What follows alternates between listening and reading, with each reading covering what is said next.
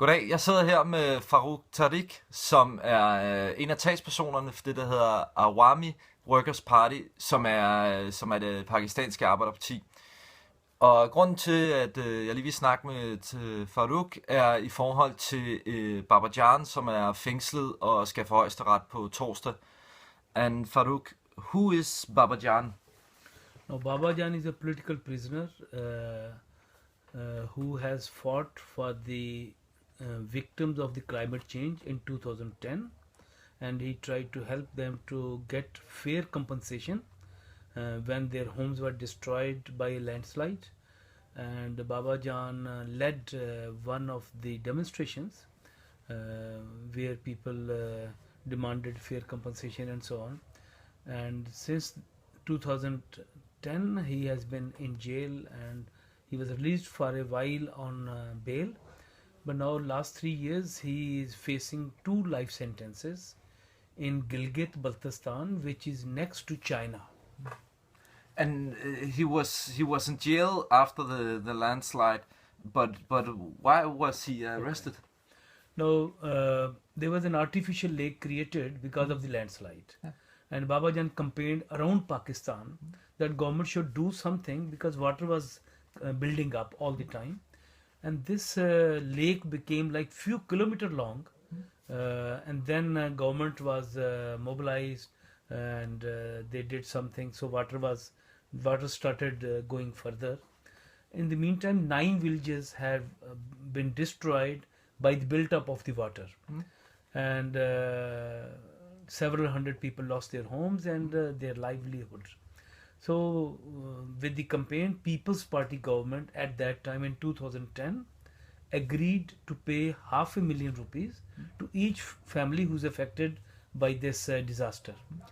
And then People's Party tried to put some of their own people in the list of the factories. It was a corrupt practice done in other parts, but Babajan and other friends said, no, we cannot accept it. Only genuine factories must be compensated, not the activists of PPP who have nothing to do in these villages. Then there was a protest when Chief Minister of Gilgit-Baltistan came in Aliabad, which is the main city of Hunza Valley in Gilgit-Baltistan. So people were picketing him. Police opened fire. One son was killed. Then father came forward. He was killed as well. So there was a rebellion against these 2 killings, his father and son. And Babajan was not there at that time. He was in another town. But people had taken over police station, administration. There was like a rebellion in the city. And all the police ran away, the administration ran away. So Babajan came to lead that movement and pacify the mood and said, no, it has to be a political mobilization. So for 4 days, that city was in the hand of ordinary people. But there was no crime and there was nothing loot and plunder and so on. Then police came with the promise that they will register a murder case against the responsible police officer. And they brought a paper over there. But this was a fake promise. And people went back to their homes. The movement died down. And then the police registered cases against Babajan and 100 other activists that you have instigated this whole rioting and illegal gathering and so on, which was not the case. Babajan was arrested. He was charged under anti-terrorist laws. No, anti-terrorist laws are for terrorists, not people like Babajan, who's a political activist.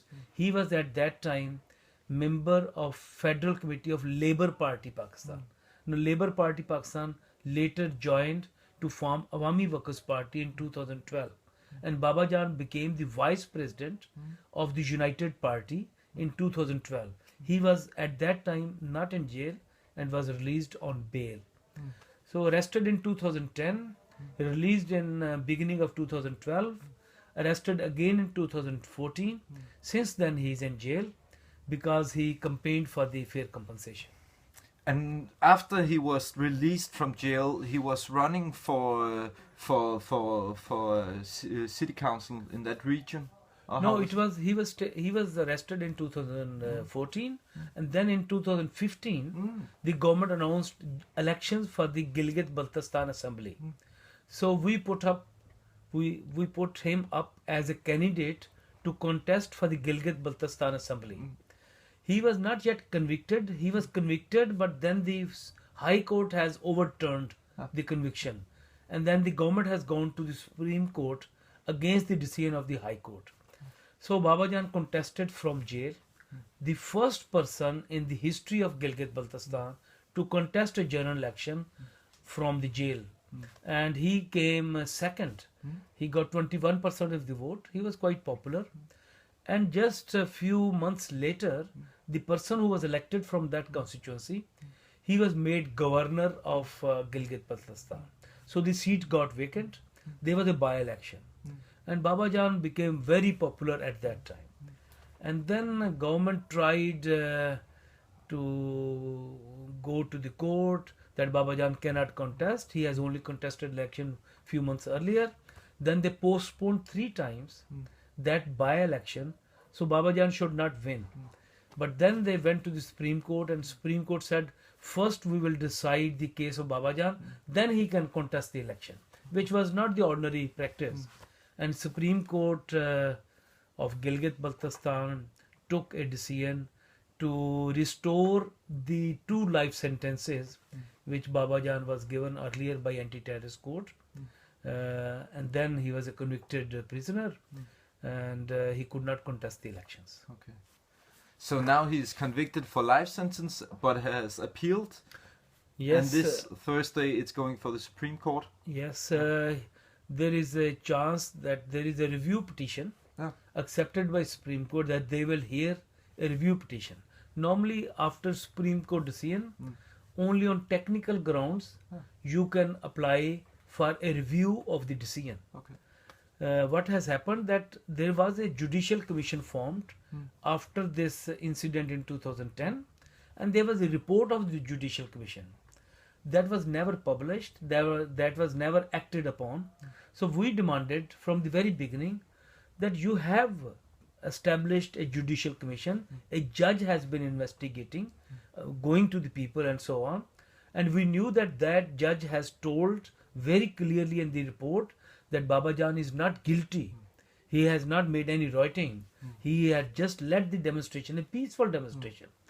And it has never happened in the history of Pakistan that you get 2 life sentences just for organizing an ordinary demonstration. This was going too far, and even lawyers are very angry. Lawyer community is very angry. Organizing a demo and getting 2 life sentences is not on. So in that way, we are now demanding that government should publish the Judicial Commission report and act upon the recommendation of the Judicial Commission. And also we say that government should withdraw their appeal at the Supreme Court. So 25th May, they will decide what would happen. Either he could be in jail for 25 years or he could face a retrial in a lower court. And how is it? Some people have heard the name Babajan before, and there were also some solidarity movements some years ago. Yes. What was that about? Yes, when he was arrested in 2010, we made a big campaign in Pakistan. There was a lot of demonstration. In one demonstration, over few thousand people attended to demand for his release. And then we asked the international comrades that they should also write to the government. And then also we asked our friends internationally to demonstrate in front of Pakistan embassies. It was first time in history of Gilgit-Baltistan that for an ordinary working class youth, there was demonstration in 25 countries. And that made a big headline in Pakistan. Who is this Babajan? Where all the demonstrations are taking place.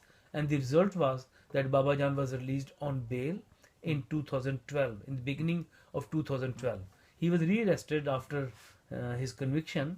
From 2012 to 2014, he was again running around the country and organizing trade unions, mass movements.